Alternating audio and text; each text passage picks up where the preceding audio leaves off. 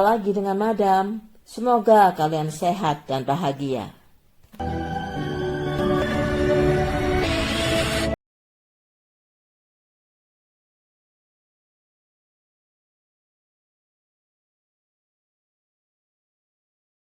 Menjelang tengah malam pada tanggal 27 Oktober 2003 di Universitas Siantan, seorang dosen yang baru saja menyelesaikan pekerjaannya di laboratorium bergegas keluar. Namun matanya dikejutkan oleh tubuh laki-laki yang tergeletak di rerumputan di halaman laboratorium. Penasaran, dia mendekatinya. Ternyata lelaki tersebut sepertinya sudah tidak bernafas. Dia pun segera memanggil satpam universitas. Dan orang-orang pun mulai berdatangan. Sebagian dari mereka mengenalnya sebagai Zhou Yuheng, mahasiswa S2 yang baru saja lulus dan tinggal di asrama universitas tersebut.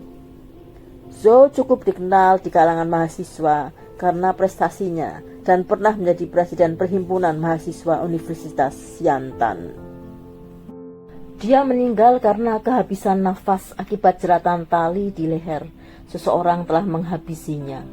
Di tengah kehebohan itu, ada seorang laki-laki dan perempuan yang sedang lewat, agak tergesa-gesa. Seorang temannya yang kebetulan ada di sana memberitahu ada seorang mahasiswa yang tewas. Keduanya tampak tergesa-gesa dan memberikan respon yang aneh. Seorang security yang kebetulan melihatnya merasa curiga, maka dia segera melapor kepada polisi. Mereka berdua pun dipanggil polisi untuk diinterogasi. Yang laki-laki bernama Zheng Aiyun dan yang perempuan bernama Lixia. Lixia juga mahasiswa yang baru saja lulus S2. Zheng, mahasiswa teknik mesin S2 yang sedang menyelesaikan skripsinya, berasal dari keluarga miskin. Ayahnya sudah meninggal sejak dia masih kecil. Dia hidup dengan ibunya yang cacat kakinya. Setelah lulus, dia bekerja di sebuah pabrik di kota itu dan mendapat penghargaan sebagai karyawan terbaik selama 2 tahun berturut-turut. Setelah 2 tahun, dia berhenti untuk melanjutkan kuliah pasca sarjana di universitas yang sama. Dia satu kelas dengan Chen Huazang. Suatu malam, ketua jurusan teknik mesin mengadakan makan malam bersama dengan seluruh mahasiswanya. Di acara itulah Zheng dan Lixia pertama kali bertemu. Kedewasaan dan kebaikan Zheng membuat Lixia tertarik. Lixia mulai sering mengirim SMS kepada Zheng. Zheng tahu bahwa Lixia tertarik kepadanya dan dia pun menyukainya. Pertengahan Oktober mereka berpacaran. Namun beberapa hari kemudian Zheng tahu ternyata Lixia sudah 3 tahun berpacaran dengan Zhou. Walaupun saat itu hubungannya sedang bermasalah, namun mereka belum putus. Mengetahui hal itu, Zheng sangat kecewa. Dia melampiaskan kekecewaannya dengan minum sampai mabok. Beberapa hari kemudian, Zhou pun akhirnya tahu bahwa Lixia berpacaran dengan Zheng. Maka Zhou menemui Zheng dan mengatakan bahwa jika memang Zheng dan Lixia saling mencintai, dia rela mundur. Baginya tidak masalah, yang penting mereka berdua bahagia. Masalah cinta seketika ini sepertinya sudah selesai. Tapi kenapa paginya Zhou ditemukan meninggal? Siapa yang menghabisinya?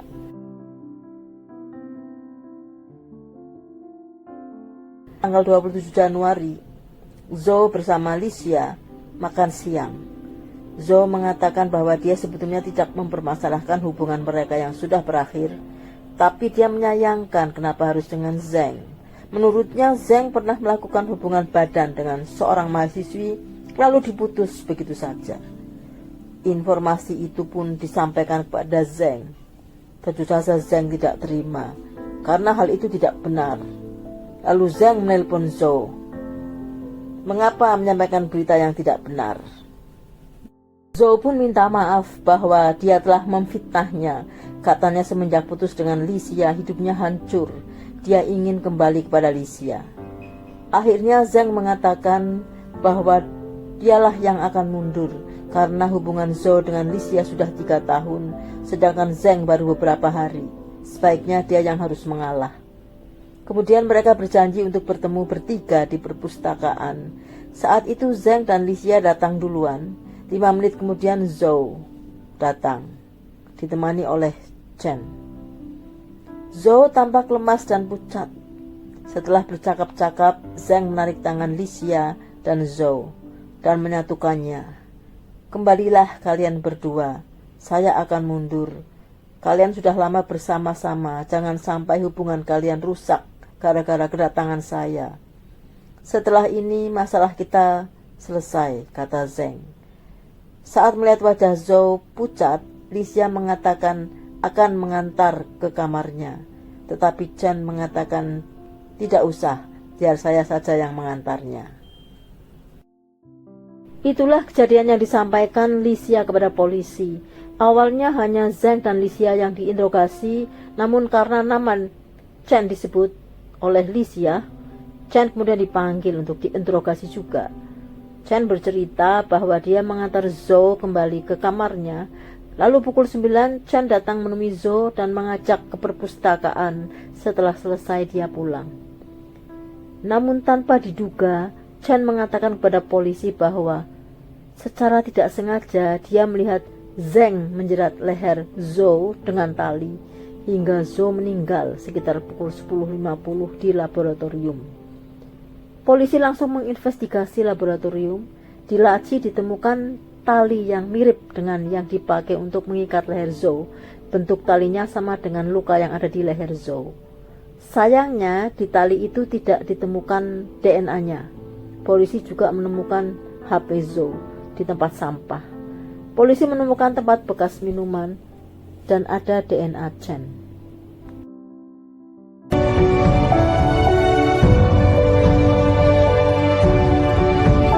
Dari hasil pemeriksaan forensik, ternyata pada tanggal 22 sampai 27 Oktober, Zhou mengkonsumsi obat penenang V yang menyebabkan dia merasa kantuk dan lemas. Ketika polisi mengecek di beberapa rumah sakit di kota itu, memang ada orang yang membeli obat V, semua atas nama Chen. Chen pun ditanya polisi mengapa dia membeli obat V. Dia mengatakan bahwa dia hanya membantu Zhang untuk membelikan obat tersebut. Zhang ingin mencelakai korban akibat kebenciannya. Karena itu sebelum menghabisi, korban diberi obat V supaya kantuk dan lemas. Kemudian Chen menjelaskan, malam itu pukul 9, dia dan Zhou ke perpustakaan untuk mendengarkan musik. Sekitar pukul 10, Zhou pamit mau ketemu Zhang di laboratorium. Sekitar 30 menit kemudian, dia mendengar suara gaduh di laboratorium. Penasaran dia mendatangi, ternyata dia melihat Zhang menjerat leher Zhou hingga meninggal. Melihat Chen datang, Zhang memintanya untuk membantu membuang tubuh Zhou ke TKP. Dengan pengakuan itu, Zhang pun ditangkap dan dijebloskan ke penjara. Namun benarkah pelakunya adalah Zhang? Polisi menangkap Zhang karena mereka punya 3 bukti. Pertama, sidik jari Zhang ada di kursi. Kedua, jejak sepatu yang ada di laboratorium adalah sepatu milik Zhang. Dan ketiga, serat yang ditemukan di saku Zhang mirip dengan serat tali yang digunakan mengikat leher korban. Sebetulnya ketiga bukti itu tidak serta-merta bisa menyeret Zhang ke penjara. Perlu bukti lebih lanjut.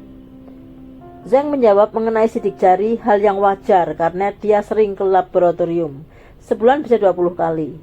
Mengenai serat memang mirip tapi belum tentu berasal dari tali yang dipakai untuk menjerat leher korban. Yang jelas Zhang punya alibi. Dari pukul 8 sampai 11 malam, dia sedang bersama dengan Licia. Bahkan pukul 11 malam, Licia mendapat SMS dari Zhou yang bertuliskan, "Aku mundur saja. Semoga kalian berdua bahagia." Setelah itu mereka kembali ke kamar masing-masing. Namun Licia pikirannya tidak tenang membaca SMS dari Zhou, maka dia mendatangi kamar Zhou, namun tidak ada orangnya. Karena khawatir, dia menelpon Zhang. Akhirnya mereka bersama-sama mencari Zhou dan sampai pada kerumunan orang di TKP. Mereka tidak tertarik untuk melihat karena sedang konsentrasi mencari Zhou dan tidak tahu bahwa yang meninggal adalah Zhou. Karena melihat bahwa dalam SMS-nya Zhou mengatakan mundur, maka mereka berdua berpikir Zhou melakukan bundir. Itulah pengakuan Zhang dan Licia yang ditulis secara lengkap kepada polisi. Namun anehnya, esoknya tanggal 29 Oktober, Zhang mengakui telah menghabisi Zhou. Namun kepada ibunya dia mengatakan bahwa hal itu dilakukan karena dia disiksa oleh polisi untuk mengaku. Karena tidak tahan dengan siksaan terpaksa dia mengakui. Setelah Zheng dipenjara, polisi mendatangi Licia dan mengatakan bahwa Zheng sudah mengakui perbuatannya menghabisi Zhou. Kalau kamu tetap melindungi Zheng, kamu akan mendapat hukuman berat, kata polisi. Karena takut, Licia merubah pengakuannya bahwa pukul 10 mereka sudah pulang, bukan pukul 11. Dengan demikian, ada waktu bagi Zheng sekitar 50 menit untuk menghabisi korban. Ketika dilakukan eksperimen, berapa waktu yang dibutuhkan dari lokasi mereka berada malam itu ke TKP dan melakukan aksinya, ternyata hanya dibutuhkan sekitar 21 menit. Namun demikian, Licia tetap dijatuhi hukuman 2 tahun penjara karena memberi informasi yang berbelit kepada polisi. Selepas ditahan, Licia mengatakan bahwa pengakuannya itu terpaksa dia lakukan karena diancam hukuman berat. Sementara itu, Zheng dijatuhi hukmat. Chen dihukum penjara seumur hidup karena membantu Zheng. Merasa tidak bersalah pada tahun 2006, Zheng kembali mengajukan banding. Sidang pun diulang, namun keputusan tetap sama, hukmat. Pada tahun 2015, untuk kedua kalinya Zheng minta sidang diulang. Sidang pun dilakukan kembali. Saat itu dia sudah ditahan selama 4.280 hari. Selama di penjara, ibu Zheng dengan setia menunggu anak satu-satunya itu kembali ke rumah. Dia yakin anaknya tidak bersalah. Melalui sidang yang alot, akhirnya misteri meninggalnya Zhou terungkap di pengadilan. Persidangan berhasil membuktikan bahwa pelakunya adalah Chen. Dan Chen tidak bisa mengelak ketika terpojok dengan pertanyaan-pertanyaan hakim. Ternyata dia sengaja membeli obat V dan menaruh ke dalam minuman Zhou untuk membuatnya lemas dan mengantuk. Setelah itu Zhou diajak ke laboratorium lalu dihabisi tanpa bisa melawan dengan kondisi lemas. Setelah meninggal, tubuhnya dibuang di depan laboratorium. Pukul 11 malam dengan menggunakan HP Zhou, Chen mengirim SMS kepada Licia. Tapi mengapa Chen melakukan hal itu kepada Zhou? Inilah pengakuannya. Saat Zhou masuk kuliah, Chen lah yang membantu Zhou untuk bertemu dengan profesornya bahwa dia layak menjadi mahasiswa S2 di jurusan teknik mesin. Namun setelah menjadi mahasiswa, ternyata Zhou jauh lebih pintar daripada dirinya, sehingga profesornya lebih menghargai Zhou daripada dirinya. Profesornya malah sering memberikan kritikan kepada Chen yang hasil skripsinya kurang bagus dibanding Zhou. Hal itu membuat Chen iri dan sakit hati kepada Zhou yang dia tulis dalam buku hariannya. Kebetulan dia mengetahui masalah Zhou dengan Licia yang terjebak cinta segitiga. Kesempatan itu dia gunakan untuk menghabisi Zhou, karena pasti Zheng lah yang dicurigai sebagai pelaku. Zheng pun akhirnya dibebaskan setelah 12 tahun mendekam dalam penjara. Dia mendapat kompensasi sekitar $180.000 atau sekitar 1,5 miliar. Tentu ibunya sangat bahagia. Tak lama kemudian dia menikah dan hidup bahagia. Chen tetap dijatuhi hukuman seumur hidup. Sekian dulu guys. Semoga kita bisa mengambil hikmah dari cerita ini.